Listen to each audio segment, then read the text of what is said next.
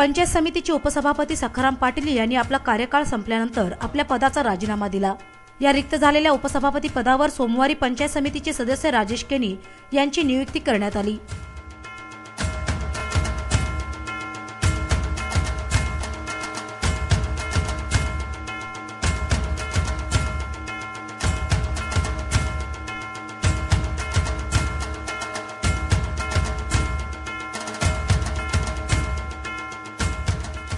यावेळी नवनिर्वाचित उपसभापती राजेश केनी यांना शुभेच्छा देण्यासाठी शेका पक्षाचे जिल्हा चिटणीस बाळाराम पाटील, पनवेल विधानसभा मतदारसंघाचे अध्यक्ष काशीनाथ पाटील, सभापती विद्या पाटील, माजी सभापती गोपाळ भगत, प्रमोद भगत, माजी उपसभापती सखाराम पाटील आदी मान्यवरांसह शेतकरी कामगार पक्षाचे पदाधिकारी कार्यकर्ते मोठ्या संख्येने उपस्थित होते।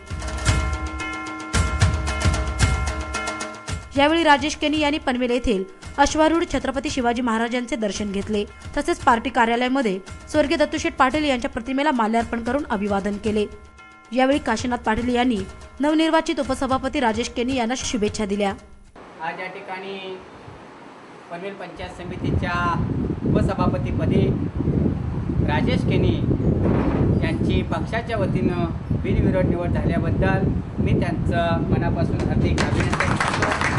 शेतकरी कामगार पक्षाचा विजय हो।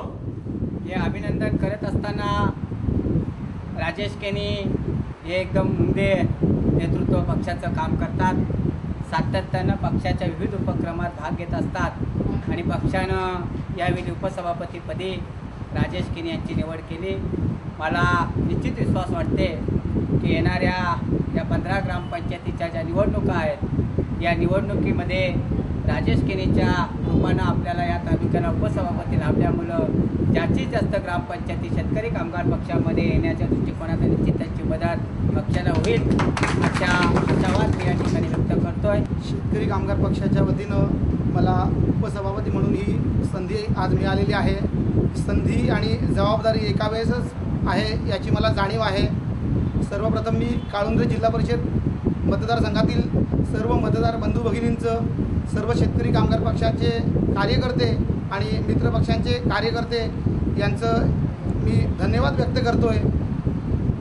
सलग शेतकरी कामगार पक्षाची पंचायत समिती राखण्यामध्ये आपण यशस्वी झालेले आहोत। आज ही उपसभापती म्हणून मला जी संधी दिलेली आहे, येत्या 4 ऑगस्ट रोजी ज्या 15 ग्रामपंचायतीच्या निवडणुका लागलेल्या आहेत त्या सर्व ग्रामपंचायतींमध्ये मी माझं 100% मेहनत श्रम देईन आणि 15च्या 15 ग्रामपंचायती कशा निवडून आणतील हे माझं सर्वात पहिलं पाऊल असेल। त्याचप्रमाणे काशीनाथ पाटील साहेब, बाळाराम पाटील साहेब, आमदार विवेक पाटील साहेब, जयम म्हात्रे साहेब, नारायण शेठ घरत, आर डी घरत साहेब, एकनाथ शेठ भोपी या सर्व मंडळींचं मी शतशः आभारी आहे।